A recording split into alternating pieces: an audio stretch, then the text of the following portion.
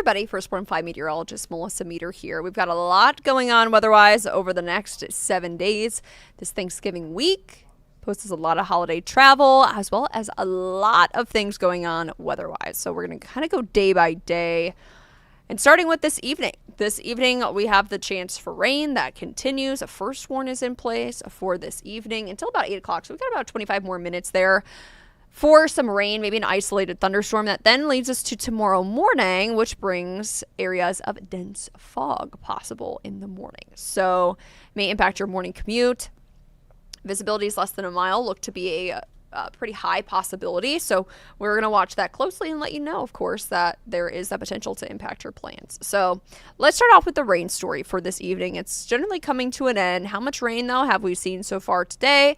Some of us have seen around 0.2 to about 1/4 of an inch of rain, others around a few hundredths to about 1/10. So not, of course, as much rain as we saw from Thursday into Friday's system, but we have seen some additional rainfall onto what we, need, which is generally just any kind of precipitation because we are still in drought across the area and still in a deficit for this time of year. So we'll take what we can get. And this is around between about 1/10 to about 1/4 of an inch of rain. Here's a look at radar now. For the most part, the bulk of the rain is wrapping up. It's pretty scattered around the I-70 corridor at this point. Inside that 435 loop, as you can see, rain is still ongoing and going to be moving east along the state line and crossing into Missouri. So rain's still out there. It's going to continue to be out there the next couple of hours. The first one is done by 8, as that system should be moving out here in the next 30 minutes or so. And then by 10, it's east of I-35, and then we're drying out by about midnight. It's by the time we get to tomorrow morning, temperatures are falling into the 50s, or I should say into the 40s. They are technically, should be in the lower 50s still. Yeah, 51. 51 right now. We'll go from the 50s to the mid-40s by tomorrow morning. That then leads us to fog possible for the morning. Temperatures are warmer in the mid-40s. I will tell you, this is going to be the last seasonably warm temperature we have in the morning in this 7-day forecast. Things are turning much colder in our 7-day very quickly, and it will start tomorrow afternoon. That first warn for tomorrow morning's fog will last until 9, likely going to impact your morning commute. Make sure you give yourself some extra time, extra following distance, as well as using your low beams if necessary. Fog will then slowly start to back off mid-morning, but that brings the chance for an isolated rain shower between about 10 and I will say about noon. This is all going to be ahead of a cold front. That cold front will cool temperatures down into the 40s as we go into the afternoon. So here's kind of how tomorrow could play out with we'll go fog first and then a meteogram of the day. So here's a look more in depth of where visibilities could be as you head out the door in the morning. Possibly this model indicating less than half of a mile. So make sure, give yourself some extra time, 5 through about 9, and then we start to see great improvements in our visibility and dissipating fog by 10 and 11 o'clock. Temperature-wise, we'll be in the mid-40s, but we'll be in the 50s by 9, 53 at 11. Our high temperature will likely be around noon, 1 o'clock at 54 degrees.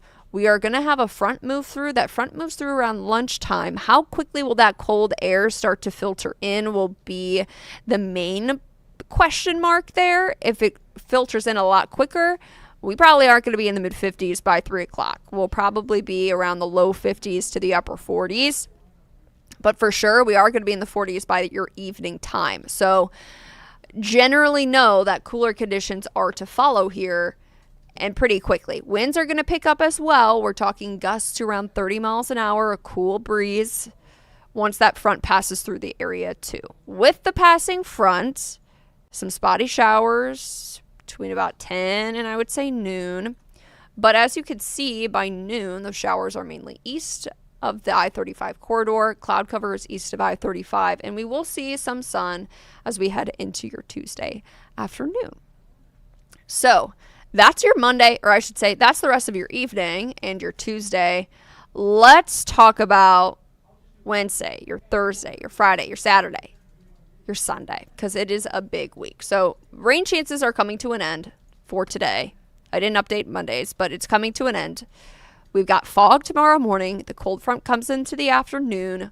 We see cloud cover move out, maybe an isolated shower mid-morning into the early afternoon. Temperatures on the cooler side.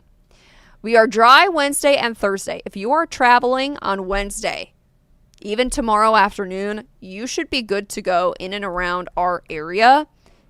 So leaving for your Thanksgiving holiday, or people coming in for your Thanksgiving holiday, generally good to go. It is on the way back, whether you're coming back here to Kansas City, whether you are going elsewhere, we will likely see some impacts from the late week system, your Friday, your Saturday, your Sunday, rain, snow, wintry mix, all going to be on the table there as we look towards the end of the weekend. But dry Wednesday, dry Thursday. Here's where we are for Thanksgiving. It's 43 degrees. We're cool. We've got some sunshine. And if you have watched the First Warn 5 weather show, you will know that I have talked about my outdoor refrigeration temperatures. What is key? And this will fall into that category for the drinks. So, for instance, I'll give you a quick recap. If you run out of space for drinks in your refrigerator, you could put them outside. Optimal temperature between 35 to 55 degrees outside for specific beverages to be at their optimal temperature. So like soda is a little bit colder, 35 to about 45 degrees. So you can put your drinks outside if you lose a little bit of space in your refrigerator. And that happens to me every year. So I'm always using the outdoor space to keep my drinks still cool. So there's my little kind of fact there about my Thanksgiving, what I like to do on Thanksgiving.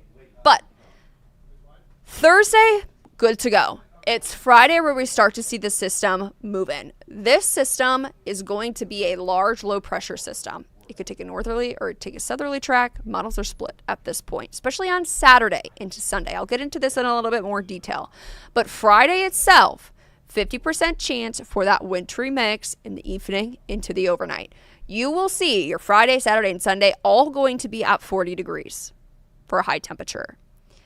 Temperatures in the upper 30s and lower 40s are notoriously generally the hardest to forecast for snow, wintry mix, because it may be 40 at the surface or 2 meters above the surface, but higher up, much colder. The dendritic growth zone was where snowflakes form. And how much of a melting layer is there going to be near the surface where it comes as rain, or it stays cold enough to come as snow, or we get something in the middle. So it is challenging when we get to this time of year where we're not set in a cold pattern, our ground isn't frozen, things like that. So wintry mix will be a possibility on Friday.